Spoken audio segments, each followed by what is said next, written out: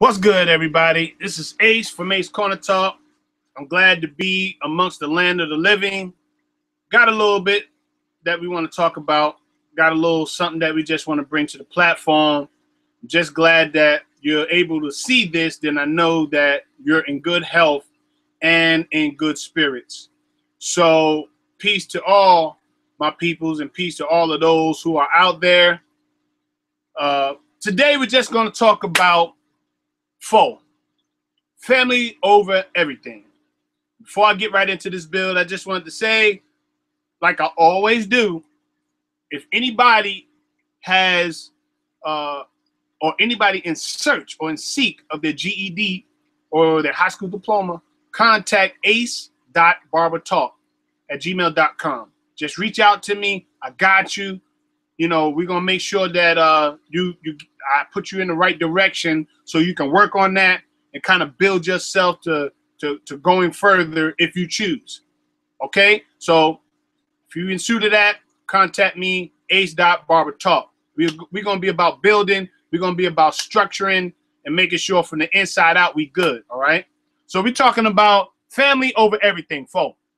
And I'm gonna get ready to go into this. And I just want to say peace to all of those out there. Peace to those who support this channel. Suicide 29, Logic, Food, Shelter, and Clothing, Latasha Poe. There's so many names I can name. You know, T-Duck. There's everybody I can name. So I'm sorry if I can't name everybody, but y'all know that y'all play a major part. As soon as I see you in the chat, I'll shout you out.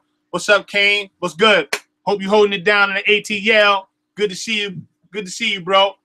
So we're talking about that family thing, man. I want to dig into that this morning before we start our day, just to kind of start on a positive note.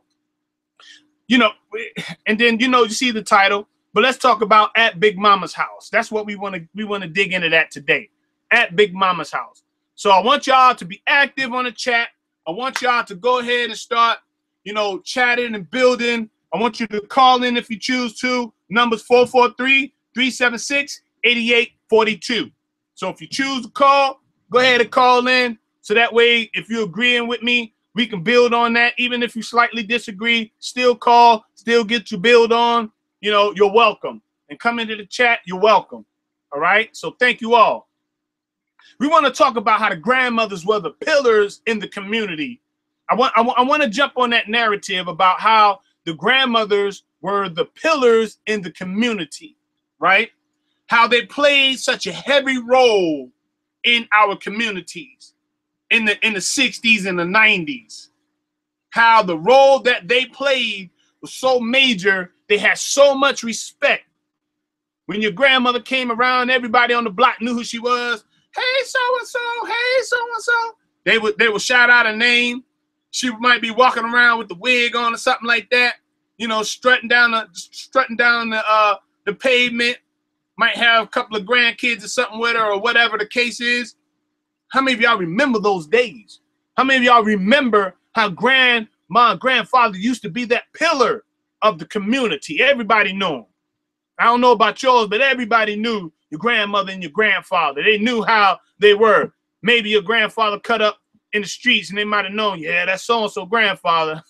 You know what I mean? How many of y'all can reminisce back to that particular time? I just wanted to say some of our family traditions were very necessary to keep. Now, not all family traditions, but some of our family traditions were very, very, very necessary to have in these days. And I'm gonna get to the point of why they were. Our traditions and our family structure, when they were laid and when the foundation was laid, our families took hold to that. And they had a blueprint and they had that structure to follow after. So when our families, when we came with that blueprint, that narrative, we knew how we was supposed to act and represent our grandmothers and our grandfathers. You know, you might have had the neighbor, you know your grandmother so-and-so ain't gonna put up with that. If I tell her what you just did, throwing rocks, I'm gonna get on that right now. I'm gonna tell your grandmother you was over there stealing somebody's bicycle. Y'all don't remember those days? I don't know about y'all, but I was sort of that kid, man, that I was always doing something. I was always into something. You know what I mean? I was always into something. Grandma, man, I can't remember a time that I wasn't in something. You feel me? Always doing something. Some of our family traditions, man, we have let go some of that, which was very necessary in our families. What's up, Rella Ann? Peace to you, Queen. Such a faithful subscriber to this channel. I appreciate seeing your name in the chat. You're always there to bring in some insight on this channel. So thanks, sis. I remember when Grandma used to be cooking and she used to be bringing, you know, those meals and bringing those big meals for us on a Sunday. I remember when Grandma used to be singing in there and cooking her food. I remember when I would try to stick my finger in the bowl and try to get me a little something out of the cake bowl, and she would run me off. Get your hands out my bowl. Wait till I finish with it. I remember those days. I remember when there was such a great respect for our grandmothers and grandfathers. It was such a strong respect for them. And where we are today with that respect. There was such a great respect for them that you knew that what they said went. You didn't come against Grandma. You did not come against Grandma. You did not come against, I mean, it just wasn't heard of. I remember one time I was doing something and I wasn't really slick talking, but I guess in her eyes I was. So I called myself running under the bed, and I thought I was safe under that bed. She just called one of my cousins to lift the bed up. And then boom, just jumped right on me. So I thought I was doing something by running under the bed. That didn't even help me. And then I remember one time I ran into the bed and she stuck the broom under there and started poking me out of there. Get from under that bed. You feel me? I thought I was safe, and she started poking me from up under the bed. But those were the days, man. I remember when she was cooking and I would be there to get some of that knowledge and get some of that recipe wisdom she had. She would be like, this is what you do with this, and there you add a little pinch to this and make it this way, and this is how you do this. I remember that. And by being in the kitchen every time she was in there, that showed me how to cook. That showed me how to be a great cook. So when I got with my wife, you know, I was cooking, and yeah, she was like, oh, you know how to cook this? You know how to cook that? You know? Yeah, I know how to do that. I know how to get down. Just add a little some of this right here. Just a little dice of that, a little dice of this. You know what I mean? Used to cook real well. Yeah, she liked that. I'm teaching y'all something right now, fellas. Get your cooking game on. See how much she get that love. See how much she love you when you get your cooking game on. So, you know, I had the cooking thing going, and all that was great. But I learned it from Grandma. I learned it from Grandma, how to make those meals. How when it was time to make up the bed, she didn't let me sleep past 7 o'clock when I stayed with her at the times I did.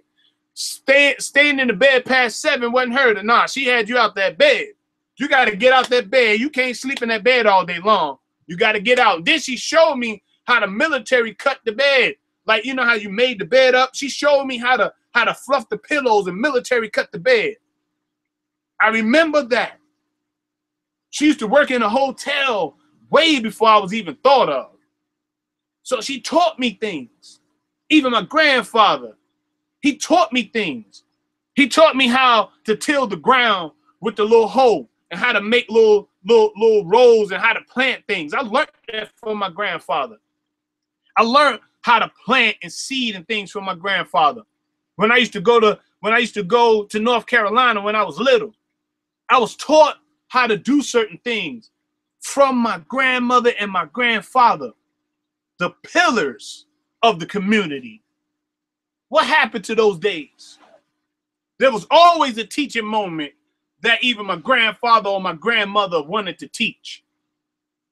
There was always something I could have learned from them. Even when things didn't seem right, they always had an answer on how to bounce back or how to move our family forward. There was always some answers they had. You know what I mean? My grandmother and my grandfather, they always had some answers. I remember when my cousins, they used to be like my brothers. My cousins and grandma, my cousins and some of my younger cousins, we used to be like brothers. We used to be revered like brothers. We used to call each other brothers when we were cousins because of the love and respect we had for each other. We had so much respect for each other. Nobody couldn't mess with us. My cousins, man, when we was little, I didn't have to worry about too much. I walked down the block, didn't have to worry about too much because I had older, bigger cousins. You know what I mean? If I couldn't fight a battle and if somebody tried to jump me, bank me or something, I had older cousins that were right there, drop of a dime, getting ready to handle business. Rella Ann says, it's no structure now. And what you just said is very true. The structure of our families, it has went left. It has went so far left that when you begin to look at a family, you don't see many members in that family. You don't see the members being strong anymore in our families. Kane says nowadays, yeah, these youngsters are, yeah, these youngsters are scrolling all over the elders. They are screaming all over the elders, the grandmas, yeah. The grandmas in the hood now. They are the policing, they're supposed to be policing the hoods and keeping everyone in order. Very so true. Very, very so true. How our grandmothers used to police the neighborhoods and keep things in check. You really couldn't do too much. Man, if that neighbor seen you throwing some rocks, boy, they would tell your grandmother, don't let me tell your grandmother you were throwing them rocks at that car over there at the windows. Y'all remember that? How every neighborhood had that one crazy person used to joke, look at that crazy man over there. And we said, no, don't let me tell your grandmother you messing with Uncle Joe and cousin so-and-so and messing with that guy down the street. Those were the days, man. Those were the days on how the structure of our families have just reinvented itself to what it is now. When we are building our families, when we're trying to build our family structure, when we're trying to build growth, when we're trying to build prosperity, we have to get back to how it used to be when you had that one individual in your family that hold that weight when it came to structuring our families, like your grandmother and your grandfather. When we're rebuilding our generations, how can we rebuild our generations if we don't know who to follow after or what blueprint to follow after? It gets very crazy and very strange.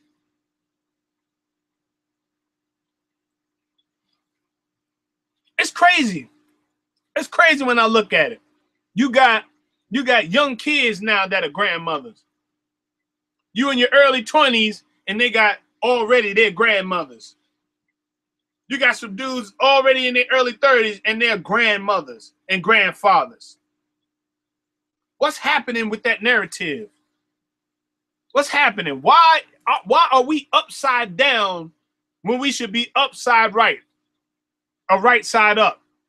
Why are we going backwards when we should be moving forward? Some kids that are in their 20s and 30s and they already got kids that are already having kids, how can they be able to train them properly when they're still learning, when they're still trying to process life and trying to build life? How can that be? How can they make their hood safe again? Rella Ann says, that's one of the issues we face. That's one of the problems we face. That's why there's no loyalty in the families. That's why the loyalty we're supposed to have, that's why the brand that we're supposed to be promoting has been so watered down. Because when you look at it now, everybody now is trying to do their own thing.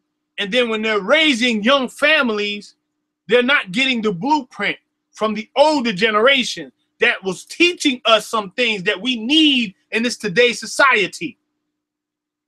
If it wasn't for my grandmother teaching me some of the lessons and some of the hardcore lessons that I needed, I would have never have evolved the way I have.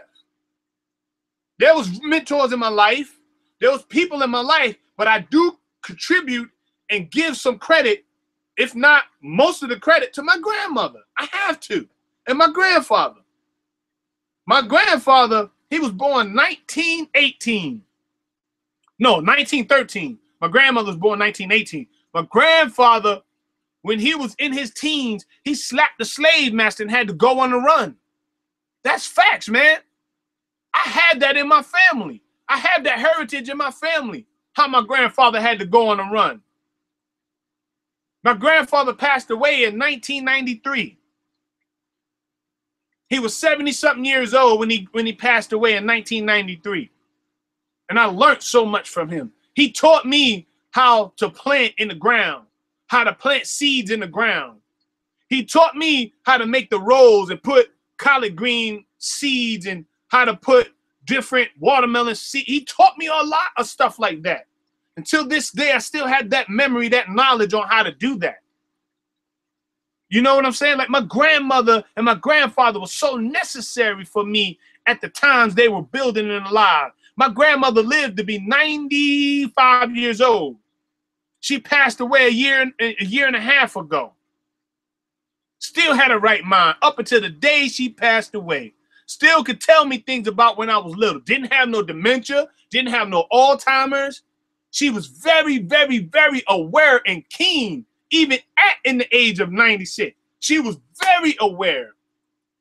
And that right there, I'm going to tell you something. That meant a lot to me. My grandmother on my father's side died when she was 105, and she passed last year. Excuse me. She passed this year. Apologize. She passed this year. She was 105 years old and just passed away. These women I had in my corner, they was very, very, very strong women. I learned a lot from them. What's happening, people? What's happening? Why can't we get back to those days where we had those pillars in our corners? Why can't we get back to the respect that we have for the women in our life and the grandmothers in our life, the grandfathers in our life? There's so much disrespect for them nowadays. They sit in the house right now with nobody even going to check up on them, but every so often. You remember how we used to go to them and we used to have the holidays was spent with them and sharing and bonding and building? Those days are gone. Some people, they don't even go to their grandmother's house on holidays. They going to their cousin's house where the parties are going on, drinking and doing all kind of stuff, while the grandmothers in them sitting in the house by themselves. It's happening. It's happening because I know people that it's happening to right now. And it's sad. It's sad that that's the narrative when they put in the work to raising other people's kids. It's sad. It's sad that they don't have nobody checking on them, trying to make market for them, asking them, do they need anything from the market? Are y'all good? When knowing when they're on a fixed income, is there anything I can contribute to helping you this week, grandma, grandpa, whatever? Can I bring your favorite snack over to you? What happened? What happened to those days? Why have we evolved and morphed to what it is now? As crazy as it is, you're leaving them with no other choice but to just defend for themselves when they have raised us and raised us to be who we are. And now you see that a lot of people turning their backs. Is it that crazy out here, people? Is it that wild that we cannot give back? Brother Ann says big up to those who helped their grandparents. And I agree with that. I agree with that. Right now, there is no foundation set for the black family, for the families out there. Other cultures, they revere their elders. They respect their elders. You can go to any other culture than ours and see how they uphold their cultures about their elders.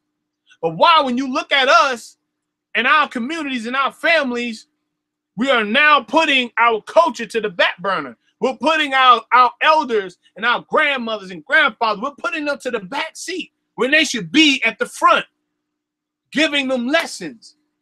I used to sit down and watch The Price is Right in my grandmother's house. Boring as I don't know what, but watching The Price is Right and stuff like that, watching the stories, just to be around my grandmother. And I didn't realize it then, but as it got closer to the years that I knew I wasn't going to have her that long, when health issues started coming in, I started to have that longing, that love, and started to appreciate who she was more than I did. I had to appreciate her. I had to really, really, really appreciate the woman that she was, because I started to realize the things that she put in me was coming to play. What are we doing? What are we doing these days? What are we doing, people? What are we doing? Our grandmothers and grandfathers, they are the foes. Family over everything. They are the foes. They are those who stood in the gap when we didn't have nobody there. When we didn't have nobody putting down the law, protecting us. They was there. They was there. They were the ones. I contribute a lot to my grandmother. I contribute a lot to my grandfather because they were there. We can rebuild our community, but it first has to happen in the house. You can't rebuild the community unless it happens in the house first, because the house is where the blueprint starts. And how can we be effective in the community if we don't have the house right? That's just common logic sense. That's logical common sense. All of us got to start that way first. All of us got to start there first. Brother Ann says they went through the blood, sweat, and tears. They worked through the blood, sweat, and tears. They struggled through the blood, sweat, and tears. They did everything they could to make sure that we had, even though we might not have everything we wanted. There's no respect and no honor anymore for our elders, for our grandmothers and grandfathers. All of that's out the door. All of the respect we should have, it's out the door. All of it. Our loyalty, well, loyalty to things that are captivating our minds. Well, loyalty to things that are bringing us away from the things we should be strengthening.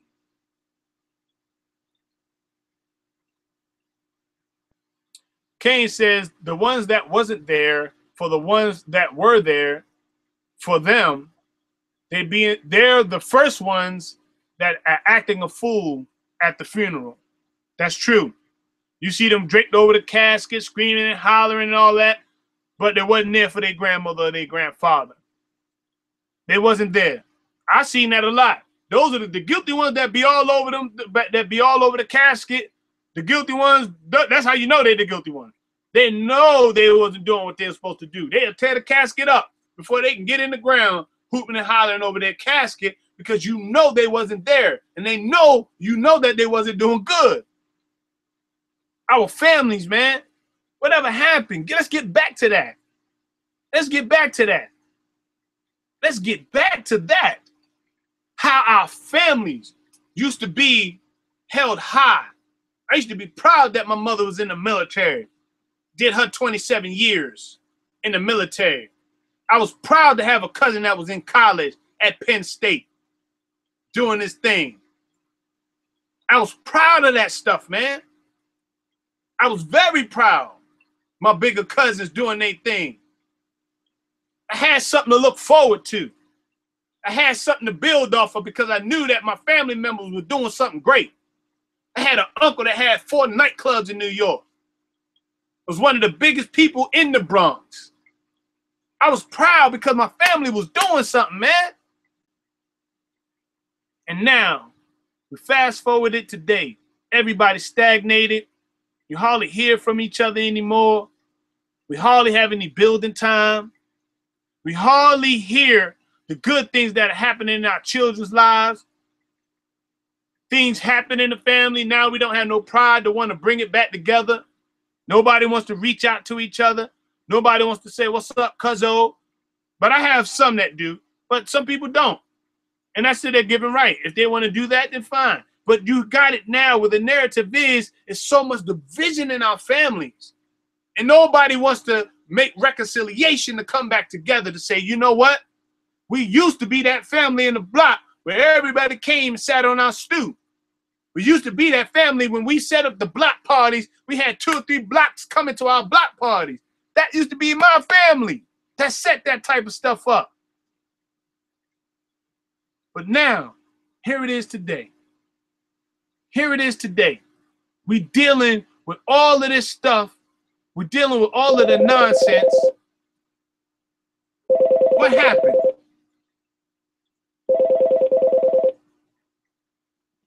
I'm live on air, bro. I'll call you back. All right. Peace. Yeah, everybody's setting up for the ride today. So that used to be the times. That used to be how we used to revere our family. Used to have so much respect for our family. So much respect for the good things that they're doing. And here it is today. We can't even go stop by to say, what's up, grandma? What's up, grandpops, if they still living? Some of y'all probably haven't even put nothing on their gravestone. Haven't even brushed it off. Haven't even took some flowers there. What are we doing today? Why have we left that love? Why have we left the love that was established in us? And now here it is, the narrative today, that we have no love for nobody. I appreciate the love that I have for my family, because when I get older, I'm teaching my boys now that they should love those who are loving them and taking care of them. That's what I'm teaching them.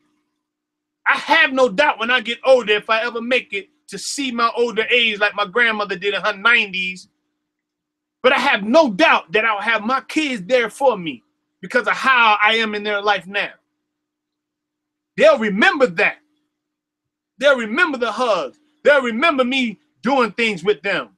My little 2-year-old remember me taking him to Chuck E. Cheese to have some fun with the games, or how I go play ball with my sons. They're going to remember that.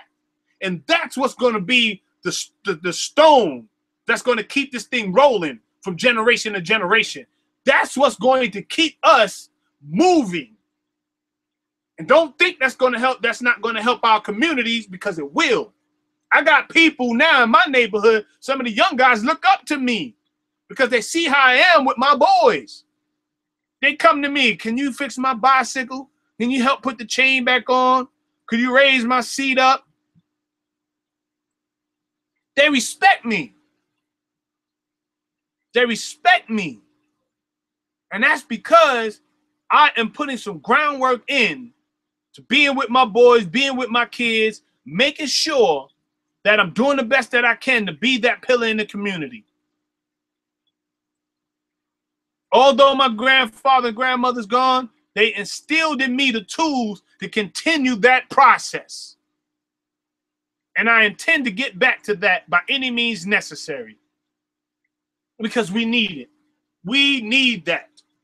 People are out here hurting now because there's no love anymore. Where is that love? Where is that love, people? My wife's grandmother and grandfather are still in the land of the living in their 80s. We'll go bring them watermelons. We'll go call them up. Do you need anything from the store? We got Mom. Yeah, can you bring me them bugles? I like the caramel bugles. She wants us to go get the bugles for us. Daddy, yeah, give me one of them melons. I bring them a nice size melon. Yes, that's what you do for the elders. That's what you do for them. They put that work in to make sure we are here where we are today. And we need to give back to them. We need to get back to that. Family over everything. Should nothing come in the way of you and your family. I remember one time I was getting in a fight with a dude. He went and called all his cousins and brothers. Man, there's about 15 of them out there. Guess what I did? Don't think I was trying to be tough. I was gone. You feel me? Yes. Family over everything. Don't think I ain't had that either. I had cousins and big cousins that stuck up for me. Oh, yeah. Family over everything. When it's time to get down, you got to have somebody to have your back. Somebody that have morals. Somebody that got some type of substance that can contribute back to you. What's up, Muhammad? What's good with your family? Glad to see you in. So we got to get back to that, having that. All other cultures stay with that. So all other cultures, they bind with that. Why have we let that go? Why have we moved into this narrative now where we have let all of that go, that family stuff? And now we are here today where we can't even find the grandmothers and grandfathers doing the things they're supposed to do. You can go on YouTube or you can go on World Star and see grandmothers twerking.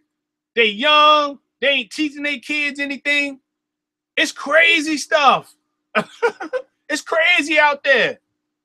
Instead of teaching, instead of building, instead of setting the next generation up so they can be the pillars, so they can be strong in the community, so they can have strong families, they're turning the roles and reversing everything. Why do you think those things are happening? Y'all not aware of what's going on? Look at the narrative. Open your eyes. Open your eyes. Not these eyes, these eyes. Open that. That's an eye. That heart is an eye. And some people might say the crown chakra. That is an eye.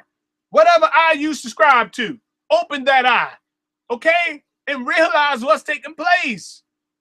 Realize how the narrative is going down. They're trying to get us away from family structure. They're trying to move us forward to independency. Be independent. Be a man on your own. Stand up on your own square. But how can you do that if you have not been taught anything or if nothing have been deposited in you? How can you do it? It's very difficult to do that if you haven't had nothing to work to or nothing to work forward to. Our grandmothers and grandfathers, older cousins and older aunts, they were the ones. They were the ones that put back in us. They were the ones that taught us and showed us things. They were the ones. Taught us how to drive, jump in the car, the country dirt roads, if y'all was in the country. Go ahead and boom. Go ahead and floor it. Let me see what you got. Turn left, turn right. Whoa, watch that tree. Watch this. Watch the potholes. In the city, I remember learning how to ride the dirt bikes. Some little scooters back in the day, dirt bikes. Running into the bushes and stuff like that. Come on, y'all know what I'm talking about. That's how it used to be. It used to be units. And I'm going to tell you one thing it did. It helped us establish healthy relationships. That's why it's so hard for us brothers and us sisters to have healthy relationships today. Because it's lost in the family. That's why when it comes to building and kingdom building, we can't do it. Because it's no longer in our families anymore. Our relationships have been torn apart. Our relationships have been so torn apart. Our relationships are so far gone that when it comes to knowing the right steps to take, knowing how to be able to wing our family members back in when they go astray, we can't do that anymore. You know that family member that you might have could have talked to back in the day, that cousin, but now it's so far gone, it's nothing you can really say to them to bring them back. They so far gone, they're so out there. At once you might have had a little bit of influence, but now you have no influence at all. Ain't nothing you can say that's going to help them. They're so far gone in their mind that all reality is missing. All reality is gone. Now they're just going. They're just so far left, and they're choosing to do it their way. But I'm telling you today, the family is the structure. Family is how we're going to survive. Okay? When you begin to build relationships, when you begin to start intertwining with other people, you'll use your family as a guide to picking out those who are real. You use your family as a guide to understanding the nature of some people, even though they don't agree with you. Because you'll be able to see your uncle in one of your friends. Man, I do act like my uncle, man. You'll be able to see your grandmother in somebody that might be somebody's mother. Man, she acts just like my grandmother. But that's how you use the mottos. Come on, people. Come on, chat. Y'all know what I'm talking about. That's the motto right there.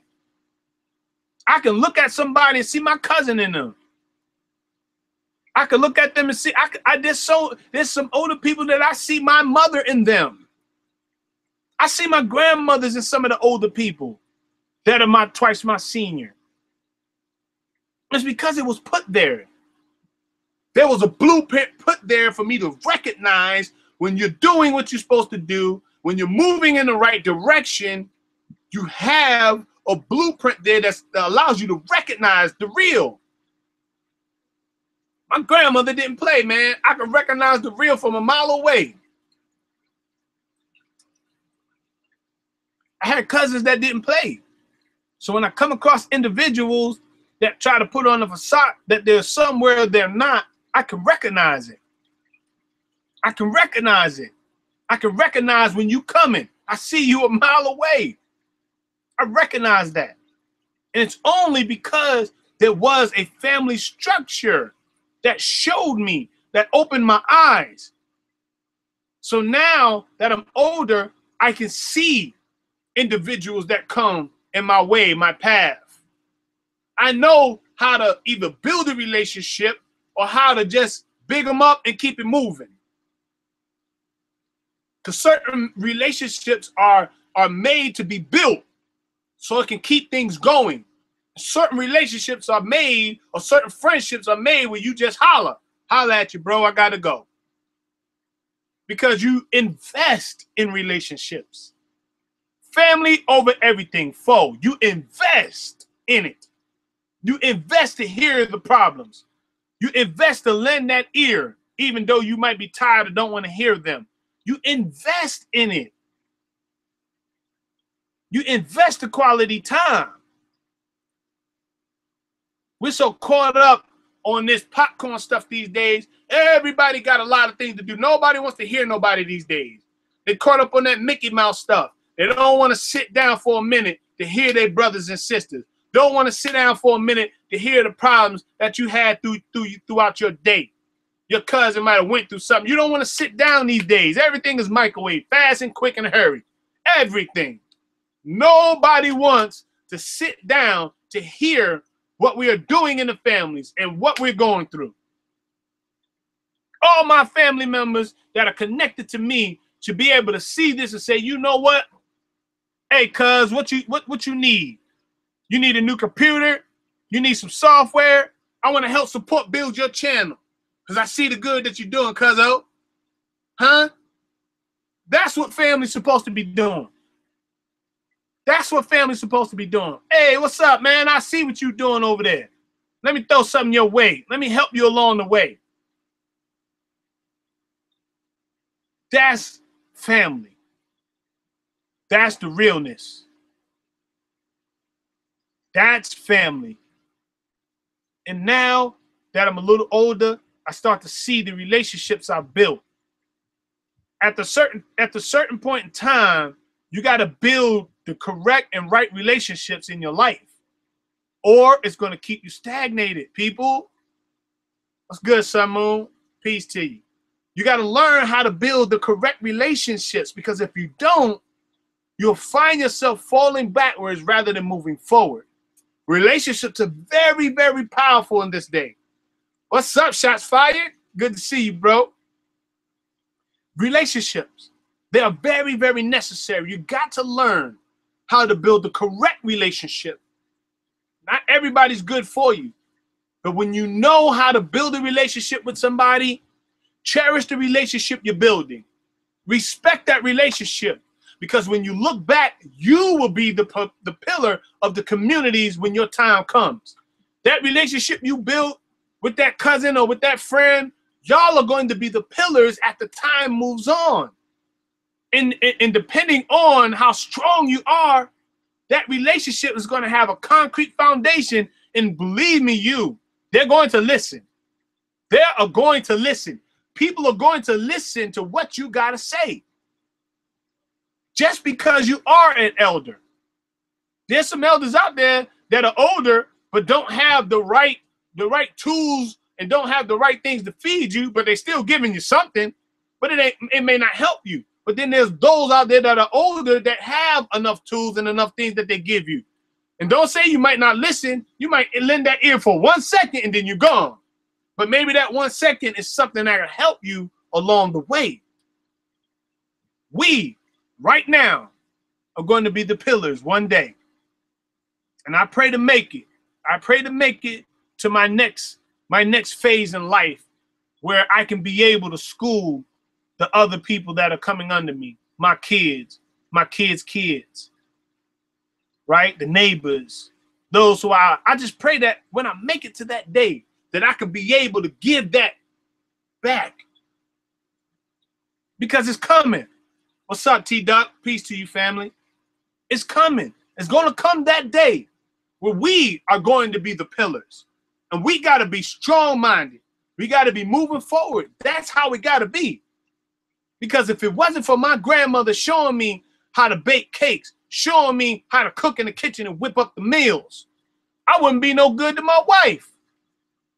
Come on, don't think it don't play a role. When my wife get tired and I really know that she's tired, can you step in there? Can you make a little something today? No doubt, I got you. Can you go, hold it down for the day? I ain't feeling well, I'm sick or whatever. I got it. Because I know how to cook. Because I've been taught by my grandmother. That's what we need. And everybody now that got their families, may got kids, what we're teaching them how to be the pillars for their next generation. And so what we're putting in them is very, very important. My man T-Duck, what was so inspiring to me, I see my man T-Duck had a video with his 2 daughters on there. And with his daughters on there, they were singing. And man, I'm going to tell you something. They got beautiful voices. And I could see the passion and the pride in his eyes when he was showing his daughters off like, boom, these are my daughters and this is what I'm doing with them. That right there was so inspiring to me to see that brother do that. Because that lets me know I'm not the only one with the passion about the next generation.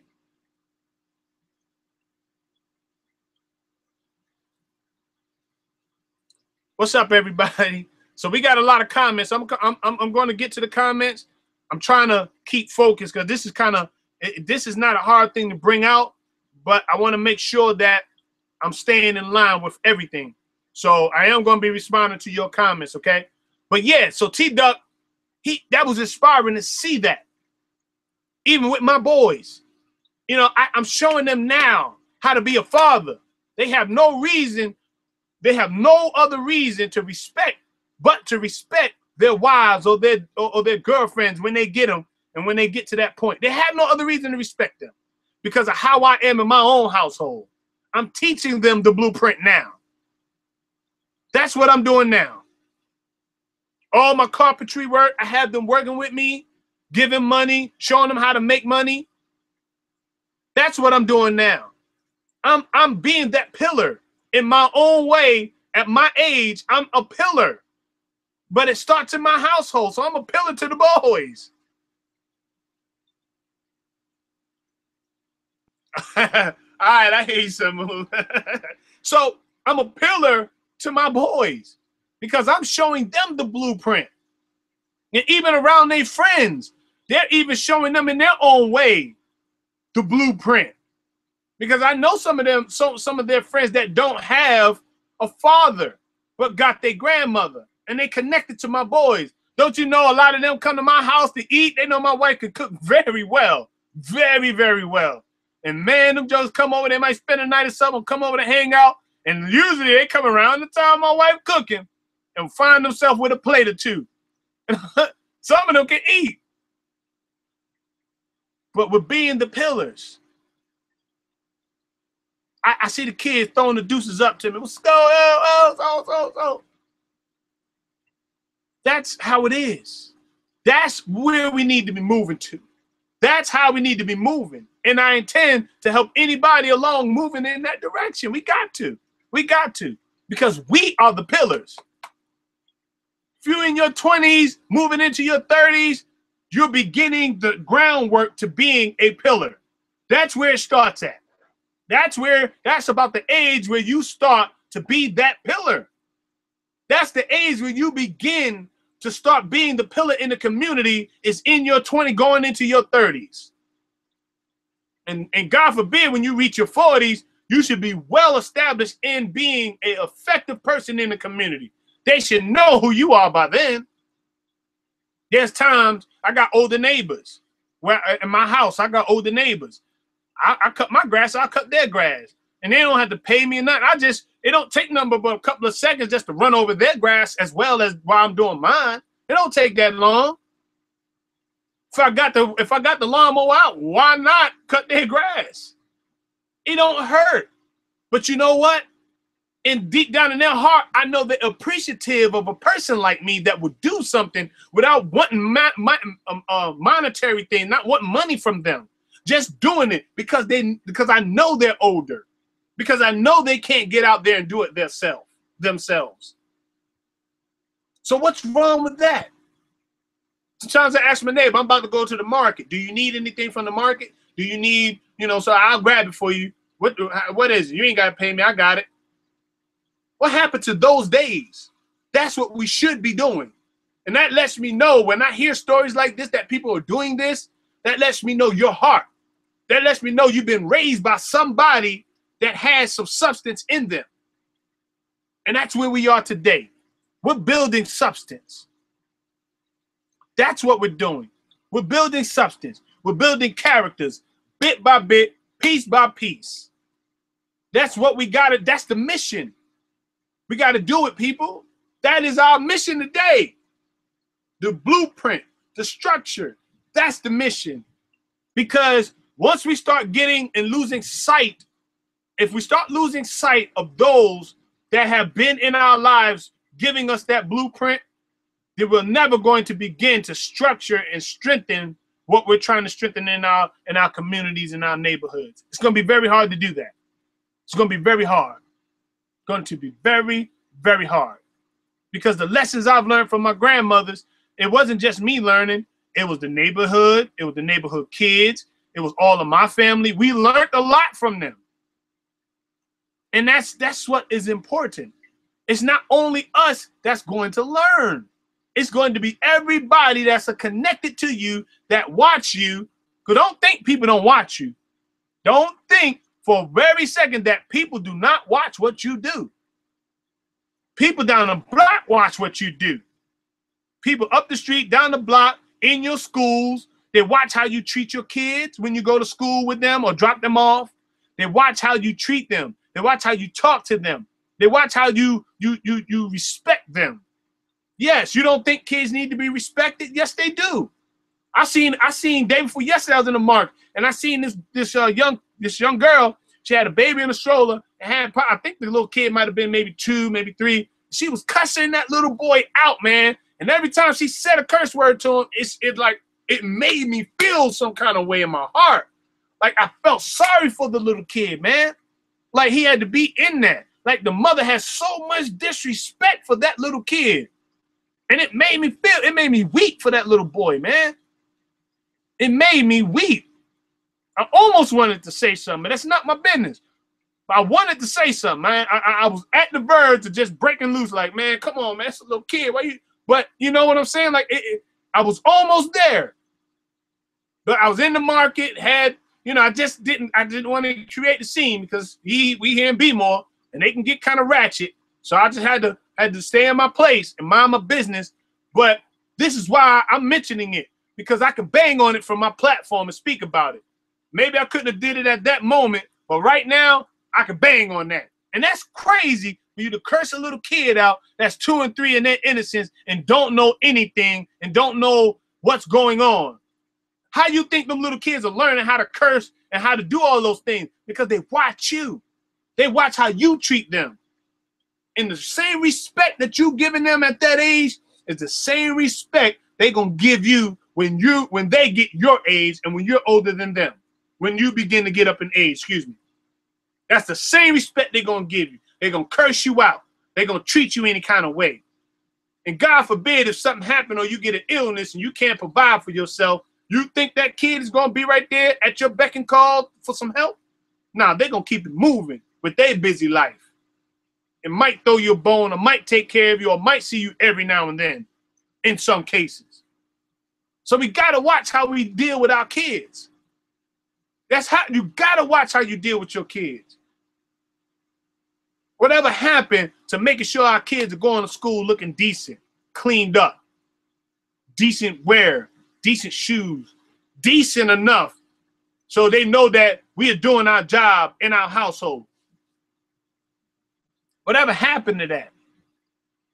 We got to get back to that, people. We got to get back to that. That love that we have for our families, our foe, family over everything. And if you're associated with me, you family. You a family. This is all coming in love. If it touches your shoes or if it hits your feet, it's all in love. This is coming from love because I want to see us do better. I want to see us do better, do greater things. I want to see us moving forward in our families. That's why I can big up T-Duck for when I seen that video when his daughters were singing and how he is as a father. I could big him up for that because I see that. That touched the heart right there. How my man came. My man is raising his family, his kids. He even moved away so he could try to do a better thing for himself. He thinking enough about his family that he want to do something bigger and greater for them. He even had to move to try to do something better. I have respect for that man for wanting to do something better for himself and his family. And that's what we should be intending to do as a community, as a family. Yes, this might just be another YouTube thing, but I'm going to tell you something. We're all learning some lessons. Whether you know it or not, whether you heard this before or not, we're still learning, man, because it's getting in our psyche. It's getting up there. It's getting up there. Like I said, I can still speak on T-Duck because it got in here. T-Duck and his daughters, that got in my psyche. He didn't know what he didn't know that he was doing that. He was just doing what he naturally do, bigging up his daughters for being good singers and him being a good father. But it got up here because I'm still talking about it. It got right up here in that mind of mine. And now I can be able to reflect back on that of how much of a good dude he is with his daughters. There shouldn't be no second guess that that man is doing what he's supposed to do because of the passion in his heart. And I speak from passion. I speak from passion because of how I am with my boys. I don't want to sit here and brag about what I do because it's my obligation to do it for them. But I am proud because I am a father and I am great at what I do as a father because I take the quality time to show them how to do things. These fish tanks I got in the house, I'm showing them how to take care of things. I got a pit bull and a chihuahua. I'm showing my boys how to take care of things. That's the first sign of learning how to be a nurturer. It's what you take care of. I'm showing them how to take care of my dogs, how to take them out, how to feed them. I'm showing them how to clean the fish tanks. Those are qualities, whether they know it or not, that is being instilled in them on how to be a nurturer and how to care. Because if you can't take care of an animal, how much more would you be able to take care of somebody else? Those are little things that are imputed. Maybe you might not be an animal lover. That's cool. But at least I am using something to show them how. You understand? I'm using something to show them how. And that's how I choose to do it. Other people might choose to do it in their own way, whatever way they use. But this is my method, my logic. And I use these things to show them how to be great nurturers, how to take care of things, that compassion that is needed to reach out to somebody else, how to go out there and be compassionate about what they're doing. And it starts in the house, and that's what I do. That's just my platform, my blueprint for say in my household. I use my dogs and my animals to show them how to take care of things. Then when I go to work, when they see me go to work 6 days a week, when they see me do that, I'm showing them, that's the blueprint right there.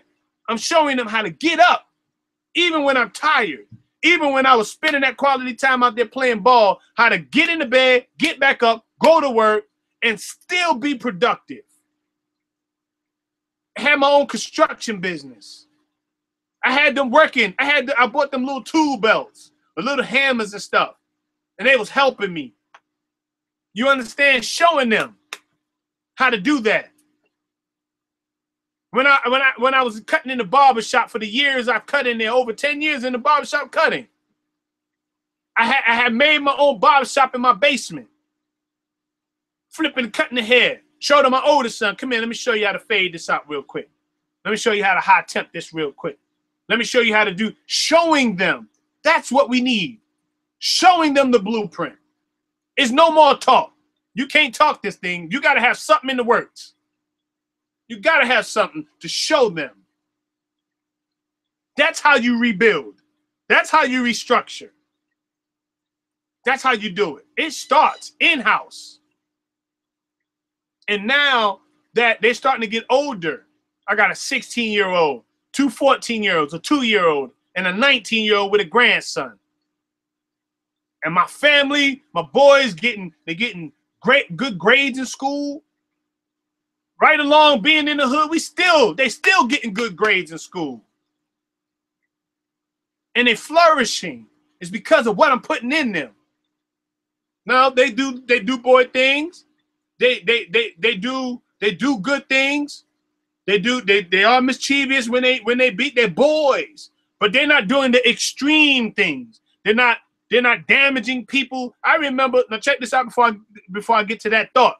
There was a little kid in the neighborhood that jumped from people's cars. He was jumping from one car to the next. He jumped all over my BMW, man, messed my hood up and all that stuff. You know what I'm saying? That was crazy that he would do something like that. But you know how much damage he occurred to each car he was jumping on their hoods and their stuff? But think about it. It don't fall on the kid. It will fall on that parent. Oh yeah, when they go to court, who you think gonna have to pay the money for the cars? Not the kid.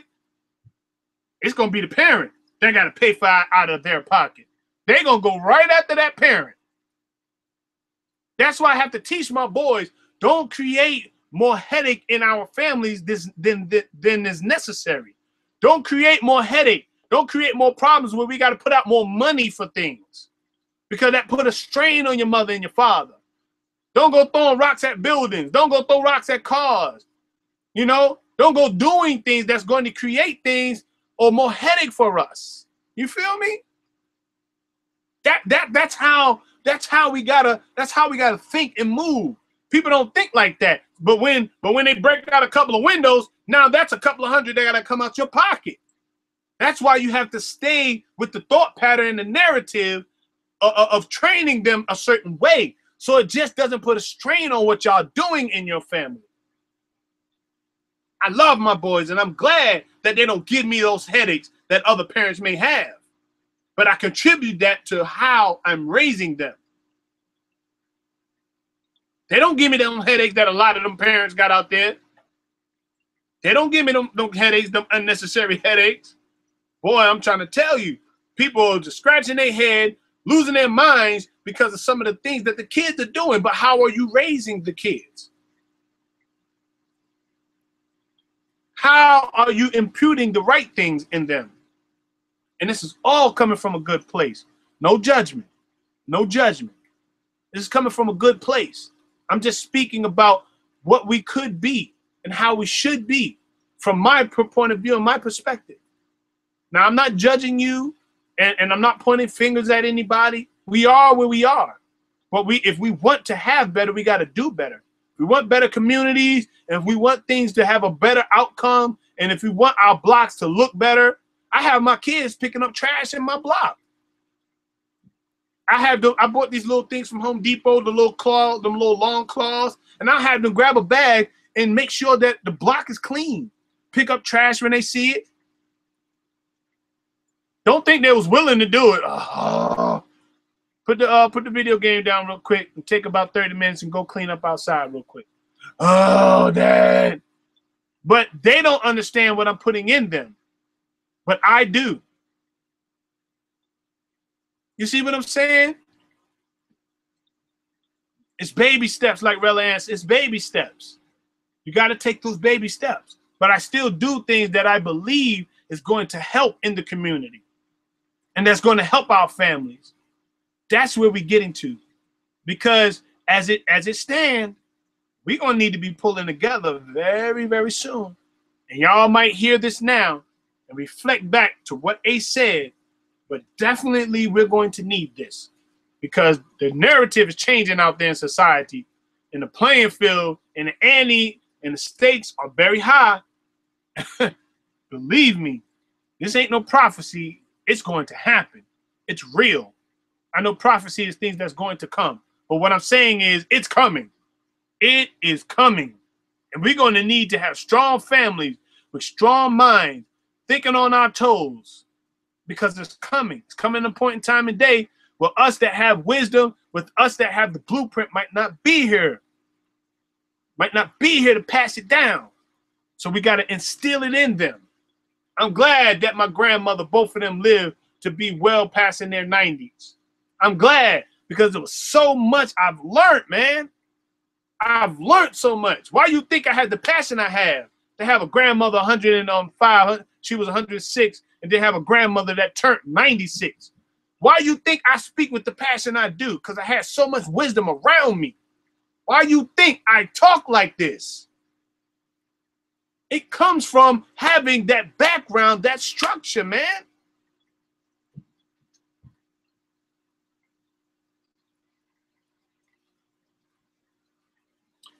Yeah, but above all, we want to see our melanated people prosper. No doubt, shots fired. We definitely want to see our melanated people prosper. Definitely. And we should be the ones being the blueprint for other races. We should be. Because we were the ones back in the day that pulled them out. That pulled our race out. That pulled our generation up. Don't get it twisted. This country was paved on our backs. This country was paved by our blood, sweat, and tears. I don't care what you say. That's facts. It was paved on our backs. And although it might not seem like it, it might not seem that we were the ones that paved it, they want to paint and change the narrative. Yeah, y'all still think Christopher Columbus founded the states and all that good stuff? Yeah, okay. Hold on to that thought. But as it stands, we were the ones. We got to get back to that. We got to get back to that. Get back to the basics. You feel me? Let's get back to the basics about when it used to be great. When the block parties used to occur. And we used to take trips and bring family members and bring people that used to be in the neighborhood, might have bring them along to enjoy the outings. Let's get back to these things, people. Let's get back to it. Let's get back to building strong bonds and relationships. People want to bang on the relationships that we're building through YouTube. YouTube is just a medium. It's just a way to get the information. But it's what we do with the information we get. See, people say, oh, it's just a YouTube thing. It's just YouTube. It's not. It's a way to get it. That's all it is. You got the news that paint the narrative that we as blacks, it's we as blacks that are so corrupt that we are doing all the killing. It's not so, but it's just coming through that channel. And that's the picture they're painting. But why can't we paint our picture the way it really is? It ain't no such thing as black on black crime, because you don't hear nobody saying white on white crime. You don't hear nobody saying Chinese on Chinese crime. You don't hear nobody saying Arabic on Arabic crime. But why is it always black on black crime? Because that's the narrative they want to paint. But it ain't so. We got to get away with that. We got to get rid of that stigma. We got to get rid of that. And let's get back to the basics. Our family structure, our family building. So the next time somebody gets shot and the newscaster is broadcasting and talking to another black, how about we start bigging up the families when they're on live news instead of talking about, yeah, you know this and yeah, you know. How about, you know what? I know it just happened down that block, but I'm sorry, Miss Newscaster, my family is built on some strong structure. How about blatantly that out when the newscaster wants to try to paint the narrative about how bad we are as blacks? How about take that very moment to spit some facts about what we're doing as strong black people? That's what we got to do. How about the next time we got parenting, the parent meetings at school? How about bigging up those who are being good parents, those who keep coming to the parent meetings, the teachers association meetings? How about bigging that up? Those who are good supporters of the parent association meetings. How about going deep about those things? Being good parents, supporting the schools, supporting the parent association meetings. That's what we need to be getting back to. That right there, by far, by anything, being a good supporter in the schools is a start. Is a start of the foundation. Showing, what's up, Shelton? Peace, bro. Showing that we're doing good. Showing that we are investing in our kids' life in school. You might not say we need all of the school, the things that they're bringing in the schools. We might not need all their curriculum, but at least we're showing that we're involved and we're investing in what they're being taught and learning. My school, my son's school, they know me and my wife, you know, but they know us by name and everything. They got some of them on our Facebook page. We got some of them that, you know, that invest because they know we love our boys. They know we invested in our kids' life. They know that. That's how you build relationships. When my boys needed tutors, when they needed a tutor when they were struggling in a certain particular area, and me and my wife didn't know exactly how to target some of the things they was dealing with. We had some tutors that literally was tutoring them for free. I had a math major from Nassau that retired that tutors my son in math. For little to nothing, but it's the relationship. They see what we do. They see. So that opens the door for things. It's not that you got to have all of this money, but if you build the correct relationships, just alone off of the relationships you build can open up doors for help. Come on. Hey, let me see something. Hey, Shelton Johnson. Hey, peace, bro. Hey, Shelton. Hey, Shelton. If I'm not telling the truth, if I don't know if you want to share this, but what did we do last week? I painted a whole entire church last week and got right up and had to go right to work. The whole inside of a pastor's church. The pastor, she's a female. She came to me. She said, I need your help going into my anniversary. The church needs some painting in the inside. And I had to go paint that church, me and the brother, to go help her when she had brothers in there. But she knew she can count on me. She knew she can call on me because she knew I'm about my word. My word is my bond. She knew the character in me can help her get the job done. Now, how many of y'all can stand on your square and say that in your life, people call on you because they know your character can get the job done? How many of y'all can do that? Let's work towards doing that. Let's work towards doing that. Let's work towards being that character. Let's work towards of having that in our heart where anybody at any given time can count on you because they know your word is your bond.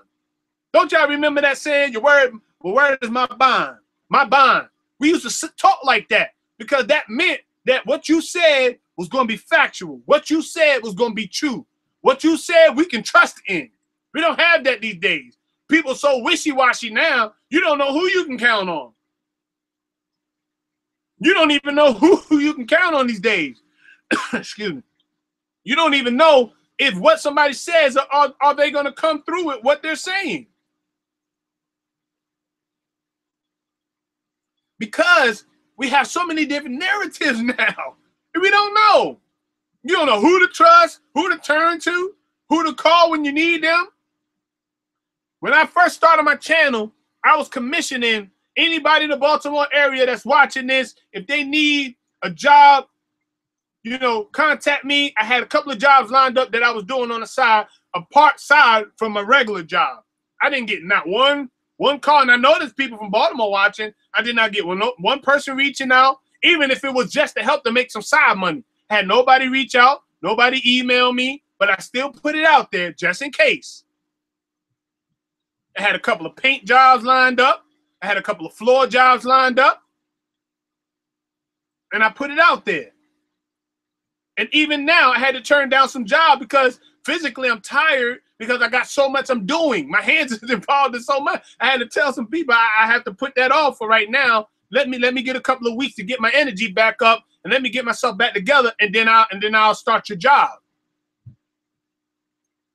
That's why I had to slow down from cutting in the barbershop. I had so many clients in the barbershop, and I had so much I was doing. I had my regular job, the barbershop, and my own business, doing all three at the same time. I was making a little over $1,500 a week, people. And I had to stop because money ain't everything. You don't kill yourself trying to chase the dollar. Money ain't everything. And that's what I'm teaching my kids now. Money ain't everything. Don't kill yourself trying to chase a buck. Some things you just got to turn away so you can continue to be focused and don't wear yourself out. I remember I got in 3 accidents because I was doing so much. I would fall asleep at the wheel. I was tired physically. You know what I'm saying? But getting back to, yes, we have to do this. Who can we count on? How can we form strong bonds in our lives with people who are going to stand on their square and mean what they say? That's what a foe is. Family over everything. It's certain people that you know you can't deal with. There's certain people on your block you know you just can't mess with. But don't, and that's just what it is. You just can't mess with them. It's just you just gotta leave them where they are. But then there's certain people in your family that you can't mess with. But you don't discredit when they do get themselves together that they can be reliable. But maybe at that time they're not where they should be to help you. Don't mean you cast them away forever. It just means right now you're moving with a certain group of people that can help you to the next stage and the next point in time in your life, the next destiny. And you can reach out to people that you can gain that help from. Not everybody's bad. You feel me? Not everybody has a crooked agenda. There's some people that can help you. And don't be ashamed to say, hey, I need some help. Do you got a plug in? I was able to help so many people by barbering because when I cut people's hair, I had funeral home directors that came to me. I had a senator that used to cut his hair. I had school teachers. I had so many different personalities that I cut their hair. That always, I used to have a school teacher that used to give me tickets to the ball game, to the Orioles ball game, and I used to give them away because I never had time to go to a ball game. She said, "I got these tickets for you. Can you use these tickets?" And I would just give them away to somebody else or another client. But building those relationships, they knew Ace. They knew me, that I had a strong foundation. They knew my mindset and what I talked about. I lived it. I showed it. Always showed love. You feel me? I did a painting job a couple of days ago.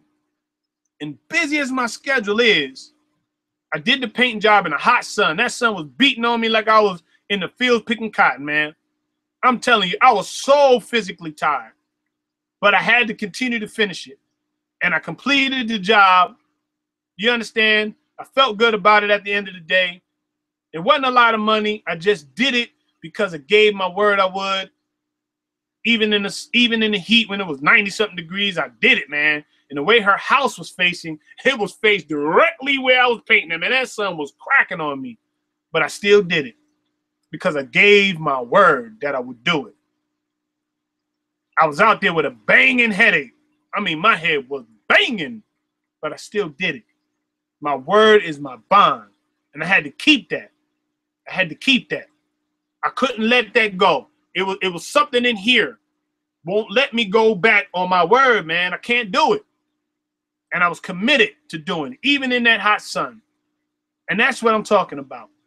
Sometimes you have to get the mindset to keep moving forward.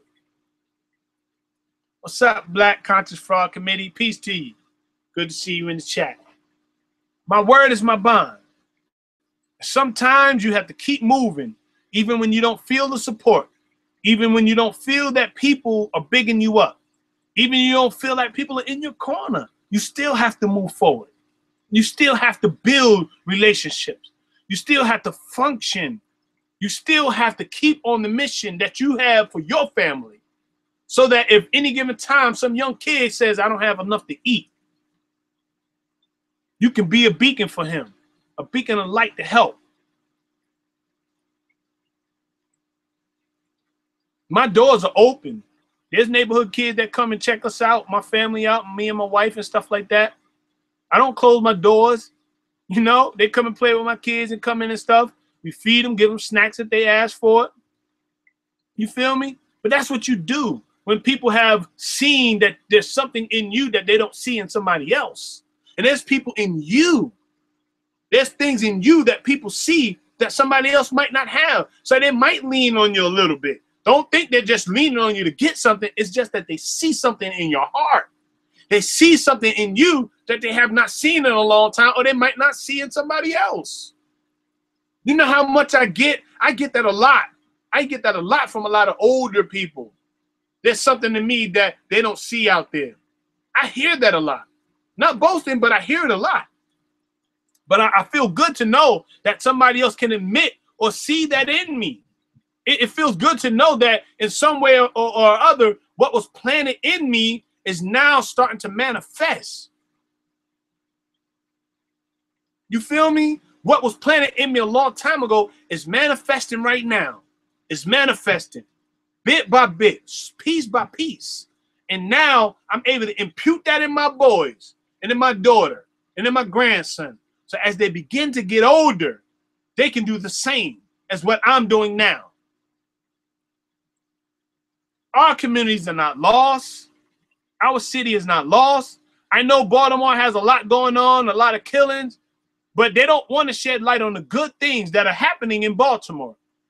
During that riot, when the riot started, I was right there when the riot started. When I'm telling you, I was we got an email to pick our children up from school early. Me and my wife was at the light when they first started pulling the fence down at the subway station. We was right there at the light. And new kids started pulling that stuff down and yanking that stuff. We seen the cops come with their barricades, shields, and their batons coming out. Me and my wife was like, whoa, it's about to get down now. You feel me? We was right there. And then when they started, we lived not that far from where they was burning the CVS down, right there, Pennsylvania. We lived not far from there. They was coming right down to our block. And we had to reassure our neighbors and some of the kids, man, look, you know, we just got to do what we got to do. Stand our ground, stand the block. They coming this way, but we got to make sure that we equipped. So if something happened, you know, we on our game. What's up? What's up, Disky? Peace to you. I'm sorry. It's a church thing. I mean, I call people by their last name. So pardon me if I don't say the whole name, but, you know, it's just something by habit. You know, peace to everybody. Peace to everybody in the chat. So that right there, we was in the mix of the fire. We didn't go running scary. We didn't go run and relinquish. We didn't go retreat. We was in the mix of the fire, people. Baltimore's not lost. Some of your communities are not lost.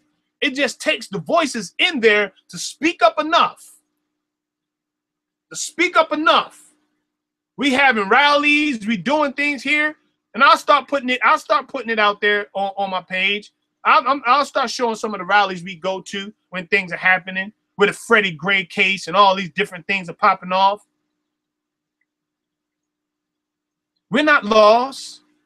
We just got to dig deeper and start to do the training and start to do what we was taught. Start to impute that back into the families, man. That's what we got to do. That's what we got to do. When people begin to discredit you, stand up and say, you know what? You know what? This is it. This is it. I can't stand for that. Speak up. No, I'm doing something in my family.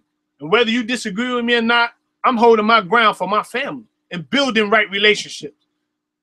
Don't let people push the narrative that we're all bad and that we're all doing bad and that we're not trying to do nothing good.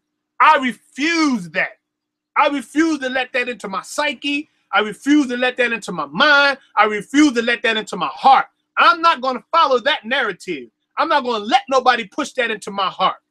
It's not going to happen. If you try to push that negativity into my heart, into my mind, I'm going to reject that.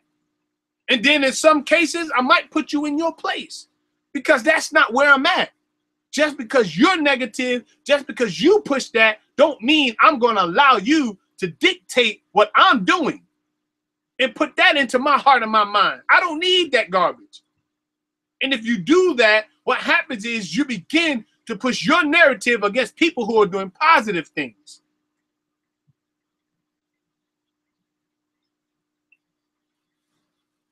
I'm pushing forward. I'm pushing forward. And I know y'all that come into this chat, y'all pushing forward too. I know it because I see your chats. I see what y'all doing on the outside. I see it. What y'all talk about, what you speak about. What is in a man is what defiles him. That is what defiles him. Because what's in you comes out. If it's defiled from the get-go and what's in you is foul, when it comes out, all it's going to display is nothing but foulness. All it's going to display is nothing but corruptness. But it starts on the inside first. That's how you judge a man of whether he's right or whether he's upright. It's what comes out of him. Not it's what's in him that comes out. That's how you judge it. I don't have to worry about nobody judging my character because look at what I preach and what I speak about. It's in me to be that way because it was planted there. So I don't have people in my neighborhood questioning the character that I am. I don't have people when I go to my son's school judging the character that I am. They speak highly of me because they know my character. They know me because of what I speak about. When I go to church, people know how I am. I don't have those issues because they know what I preach about, what I speak about, what I teach my boys. It's consistent. It's consistent. At any given day, if you hit my platform, my house, my stuff is consistent because I'm determined to stay my course. I'm determined to teach. I'm determined to make sure my kids get the necessary tools and necessities they need. So if I'm not here, if I die soon, if I die next year, whenever, if I'm not on this earth to give it, they can always go back to this video and see my consistencies. They can always reflect back my voice in their ear, telling them the right things to do. I pray I'm around a long time. I pray that God have favor on me, but it ain't no telling. None of this is promised to us. I had a good friend of mine. He died, right? I had two good friends. The ending of 2014 died. I mean, they was close friends to me. One was found in the kitchen on the floor, and one was found in front of the air conditioner with his asthma pump on his chest. One was 52, and one was 34. Both married, both with families. Unexpected. And it hit me hard. It hit me hard. It hit me hard, man. So it made me appreciate life. It made me appreciate the relationships that I build. And that's why I'm very serious about what I build. I'm very serious about the people that I intertwine with. I'm very serious about it because I know that life is not given. We have a limited time to do what we need to do in this lifetime. And I intend to try to build relationships that at any given time, if you need me, I'm right there. I'm right there. Everything don't have to be brought on the platform to be displayed before people. Not everything has to have your arms done before man. If you email me and there was a situation you needed some help with, and I'm able to do it. Now, y'all don't go talking about I need $1 million now, all right? I don't need no emails talking about, hey, bro, I need $1 million. All right, let's lose some logic behind this thing. If there was something that I'm in the position, let me put that out there. If I'm in the position to do it, me or my wife, if we're in the position to help you, don't think we wouldn't do it for a second. That's the kind of people we are. All right? Some people say, hey, bro, let me get that $1 million. You know what I'm saying? Now, I'm not there yet. You feel me? But but I say this. We're building relationships here. Family over everything. Me, the biggest problem I had in the past, I was so willing to be that person, man, where my heart, my guard, and everything was down. People would take advantage of me back in the past. You know, people would do things that because I was so giving and so open. People would do me any kind of way because I felt like I had to be a doormat. You understand? In my later Christian year growing up, I felt like I had to be a doormat. I felt like in order to please God, I have to be a doormat. In order to be right in my belief, I had to be a doormat. But then as I grown and to get an understanding of God's word and get an understanding, that's not the narrative. You don't have to be a doormat for people. It's about building relationships. Love thy brother. It's all about, the Bible speaks about that. Love thy neighbor, love thy brother. It talks about that. It's about relationship building. It didn't say you had to agree with them. It didn't say if they're from another religion or anything. It say love them. You can be from another religion, but I still got love for you. I still know how to care and handle you. Don't disrespect you because you are from another religion. Don't disrespect you and put dirt on your name because you subscribe to something different. But how can we come together in love to do what we need to do for our people?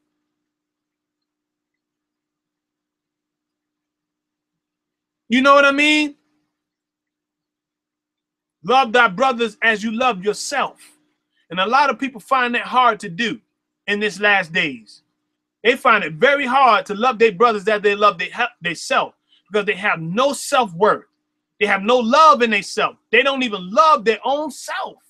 So I understand. I understand now. If you can't love yourself, how can you love somebody else? So I can't expect you to love me if you don't love yourself. But I got to teach my kids how to love themselves and how to be good stewards over what I'm teaching them in their life, how to be good stewards over that, then building good relationships, how to stay away from those friends that don't mean them any good, how to stay away from those who are not trying to have their best interests at hand. If we're gonna build, if we're gonna make what we got prosperous, if we're gonna do this, we got to do it, and we got to do it strong. We got to do it strategically, smart, wise, whatever narrative you want to throw in there. That's how we got to do it. That's how we have to do it. And we, us, me, you, them, we can do it. It's not lost. Your neighborhoods ain't lost, and neither is mine. And there are good success stories. There are good testimonies about our families. There are good people that are coming up that can be something. There is that little doctor in your family. There is that little lawyer in your family. There is that little teacher or community activist. That's in your family. You have that in there. So we have to take care and nurture it until it starts to manifest and comes to pass. I want to see that. The destiny that my sons have, I want to be alive to see that. I want to be alive to see them doing those great things, whatever they put in their minds to. Because the great thing about it now, I'm seeing me and them and them. I see it, how I'm in them. I see the little things they do that is like me. I see the little things that my wife do, that my boys do. I see it in them. And that's the good part. I'm around to see that. I'm around to see that what I'm imputing in them is starting to come to play little bit by little bit. My children talk like me sometimes. They swag like me a little bit. You feel me?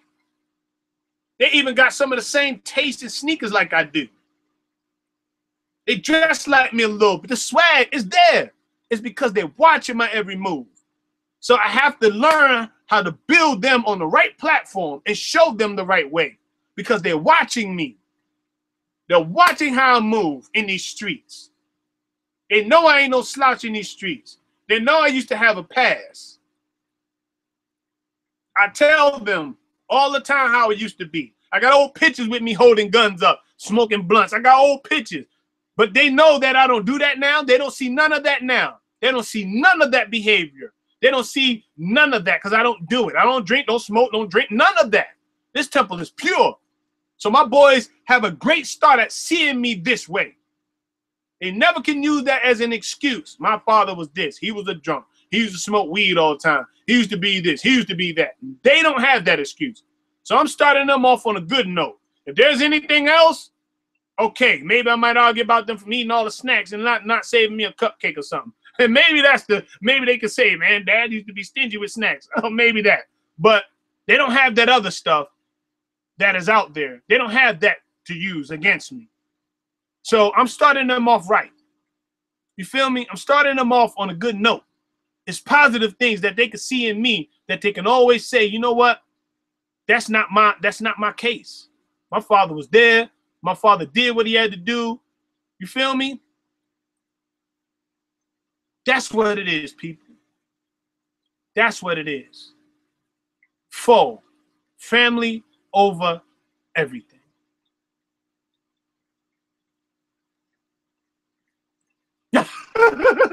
Someone you out as I don't know what.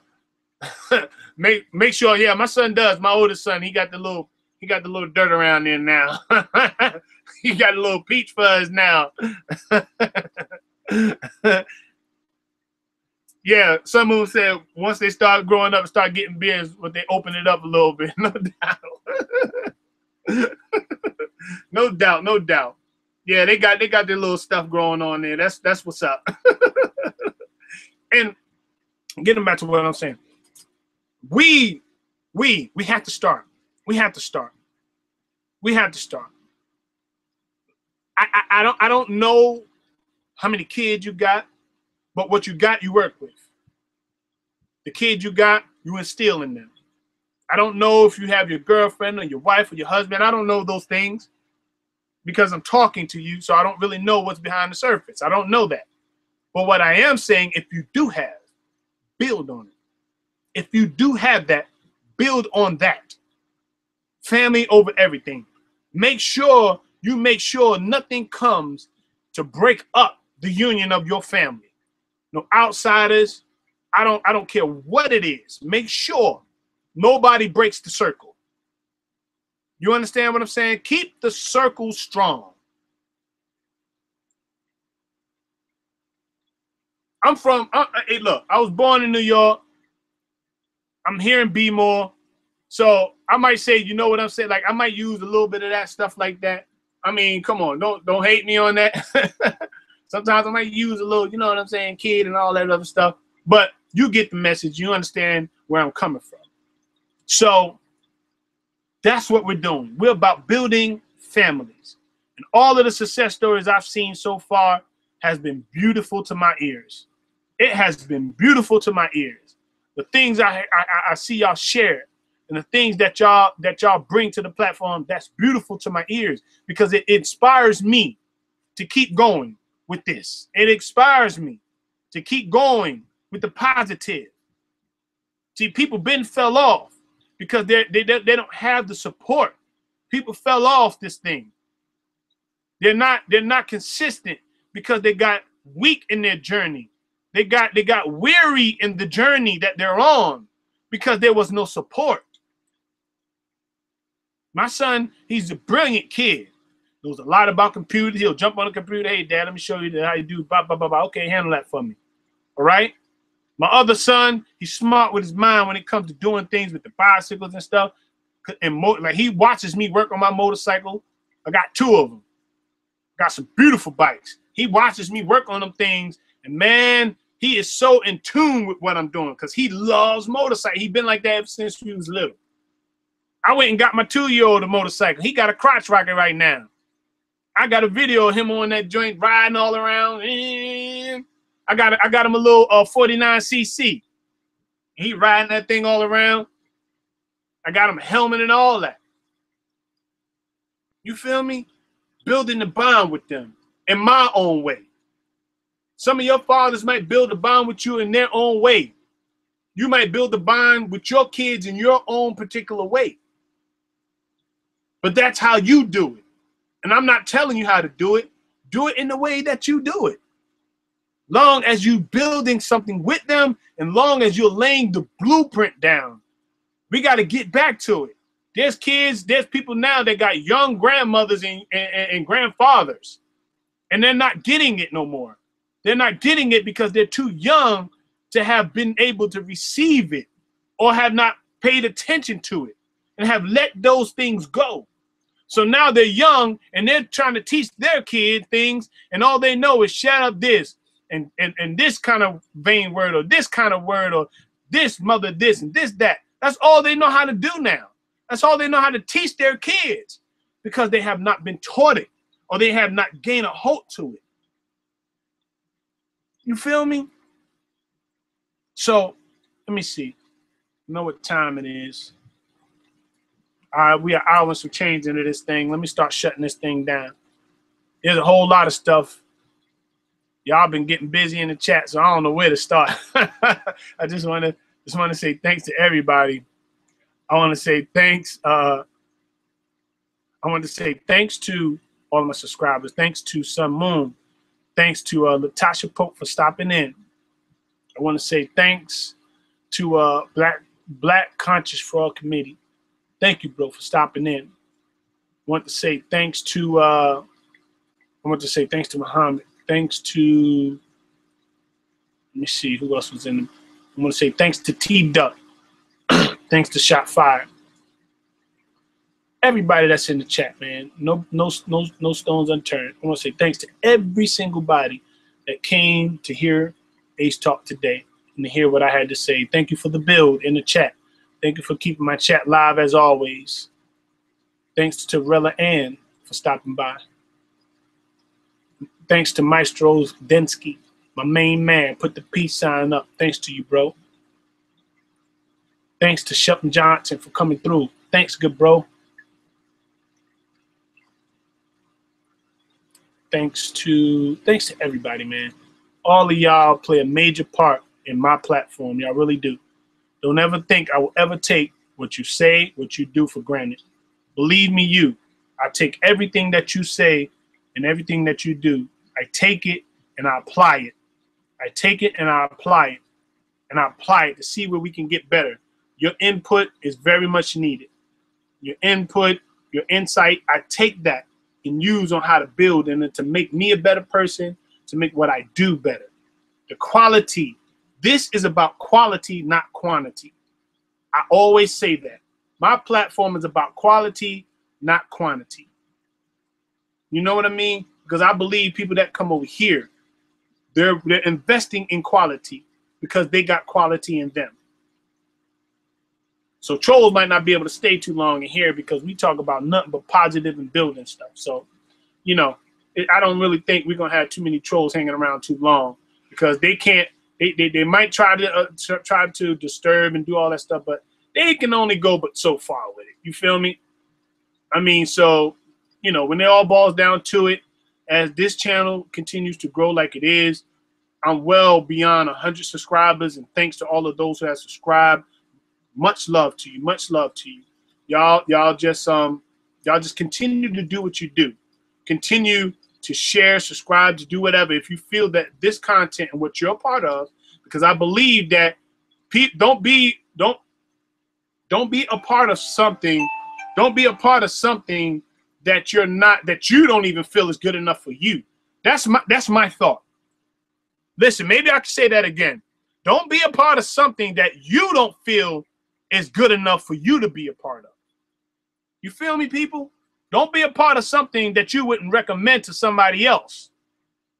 That's all I got to say. If it's garbage, if the content ain't good, if it's nothing about God, if it's about garbage, don't be a part of it. If you can't recommend it to somebody in your family, your grandmother to be a part of, if you can't recommend it to your daughter or son to be a part of, don't involve yourself with it, because it ain't going to do nothing but bring down their frequency and bring you down. Okay? Now, if you poke your head in for a few minutes for some entertainment, fine. If you just wanted to get a quick laugh, fine. That's all good. But don't put that on to another human being as if that's something good for them if it's not. I subscribe to what I feel is going to be good for my elevation. And I tune in to something that I feel might get me to where I'm going. Now, every now and then I'll pop my head into a chat. Hey, what's up, everybody? Peace. You know my saying, peace, family. What's up? And that's it. I might not even comment. I might not say nothing else because I'll back out of it knowing that at a certain point, I don't think that I'm going anywhere with it.